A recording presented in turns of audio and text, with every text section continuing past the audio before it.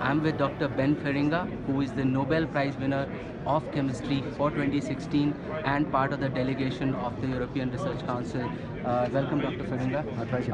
I wanted to start with the worrying trend of fewer and fewer drugs being discovered around the world because new drug research is not throwing up enough drugs, and that trend is petering out.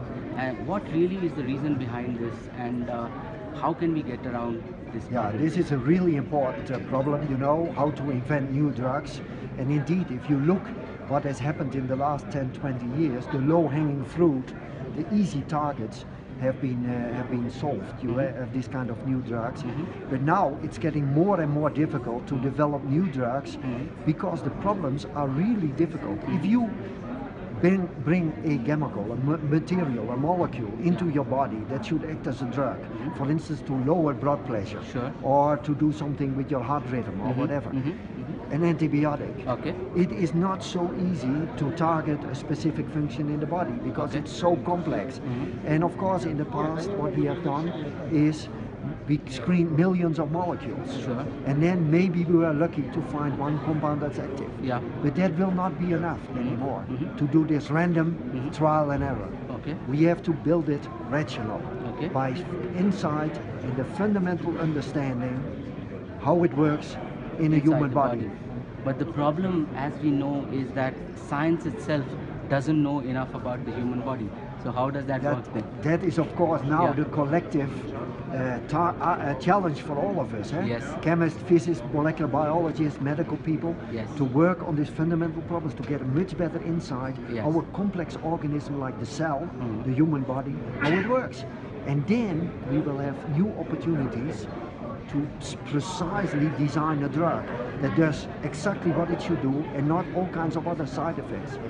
Dr. Feringa, what do you make of the new trend of Indian pharmaceutical companies being penalized by the FDA in the US? Many other drug regulators are also getting very, very strict about the drug qualities, and so and that is a trend where the number of observations are increasing dramatically year after year. Is this going to intensify, or is it going to be let off at some point? I don't know the precise situation in India with legislation, but I know that of course when you want to put a drug into a human being, that it should be active and it should do its job. So it should have high quality. On the other hand, we need to join all forces to make new drugs. Let me give you one example. Antibiotics. The World Health Organization says this is a gathering storm for human mankind. They expect that in 20, 30 years there will be 10 million dead annually because there is no new antibiotic. So please, let's join forces to put fundamental research and industry together on these kind of targets to develop the drugs for the future. Dr. Feringa, my last question to you is about the Indian pharmaceutical industry. It has had a whole host of challenges for a long time, but finally now it seems that it seems to have lost the desire to create new drugs. It started out very ambitiously. It was trying to develop new drugs, and now it is all down to generics and generics and working around biogenerics and things like that, existing drugs or reverse engineering existing drugs. So how does one encourage or give them the confidence that the Indian pharmaceutical industry can also develop new drugs of its own? Of course it's important to work on these kind of drugs to help the people, but don't forget we quickly have to invest also in really new opportunities, new drugs.